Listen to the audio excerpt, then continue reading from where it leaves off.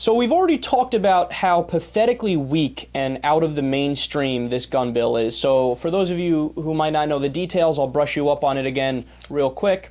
A majority of Americans are in favor of an assault weapons ban. Is that going to be in the final gun bill? No, it is not. Not because the Republicans successfully got, argued against it, but because Harry Reid didn't even bother putting it in the bill. How about the high-capacity magazine ban? Is that going to be in the final bill? Nope, not at all. They took out that as well. How about universal background checks, which 91% of the American people agree with? Is that going to be in the final bill? Nope. It's not a universal background check. It's not an 100% background check. There's still loopholes you can drive a Mack truck through. In fact, the only loopholes it closes are two. The gun show loophole, which should have been closed decades ago, is the most obvious thing in the world to do because people that are on the terrorist watch list can still legally buy guns in the United States. This essentially just closes that loophole. And it does a background check, mandates background checks for online gun sales, which already should have been the case, right? But the politicians want to pass this, and they want us to pat them on the back when they do it, right? So now they're having trouble even passing that. And as evidence of that, we played the clip yesterday of Marco Rubio saying, well, I'm against it because it's going to infringe on the Second Amendment rights of people. Really, Marco? That's what it's going to do?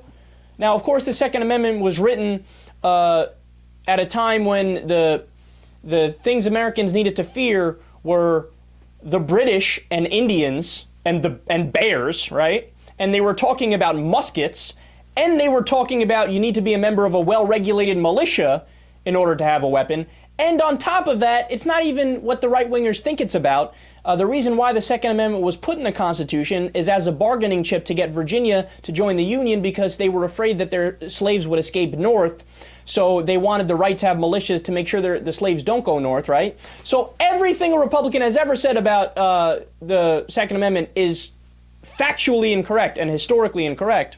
But nonetheless, Marco Rubio thinks doing background checks, not even universal, but some background checks, oh, you're infringing on their rights. I mean, it's just mind-boggling how little these people know, right? But now they're getting ready to water it down further to get idiots like Marco Rubio to vote for it and to make it so that it can pass our crazy House of Representatives.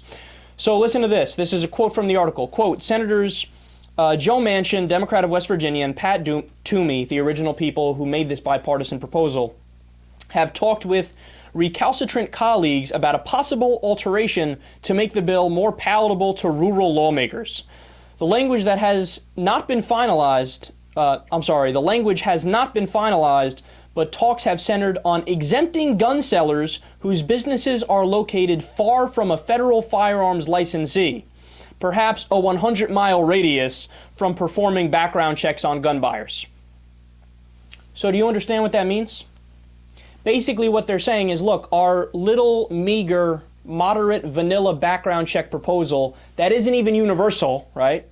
We need to water it down further to the point where we will only say you have to do background checks if you are within a 100-mile radius of a federal firearms licensee. So if you're outside that 100-mile radius, this bill doesn't apply to you at all.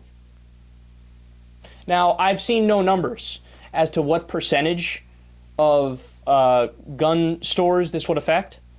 But if I had to venture a guess, I would say the majority of gun stores are not within a 100-mile radius of a federal firearms licensor.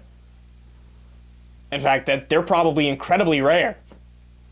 So I'm thinking, if you need to go this far to get anything passed so you can wave the flag of victory and say, yes, everybody, media, love us, everybody pat us on the back, we did something, don't you love us, right? Why don't you just go the step further? Because we are almost at the point now where the politicians can just write down on a blank sheet of paper, this is a gun control bill, and leave it completely blank, and just propose that in the House of Representatives, propose that in the Senate, and maybe that'll pass if you have a blank bill that says this is gun control, right? And then the media will sing your praises, and everybody will sing Kumbaya and hold hands, and there'll be puppies given out, and it'll It'll be rainbows and everybody will be so happy and it'll be so great, even though you did absolutely fucking nothing. Look, the level of our political discourse in this country is beyond pathetic. Our system is a rotting corpse. Now, I know this is harsh rhetoric and it sounds like I'm going over the top, but we're living in a country where when 91% of Americans agree on something, we can't even get that into law. Now, what part of that equation is democracy? We're supposed to be a representative democracy, but when 91% want to do something and our dumbass lawmakers can't do it, that's not a democracy.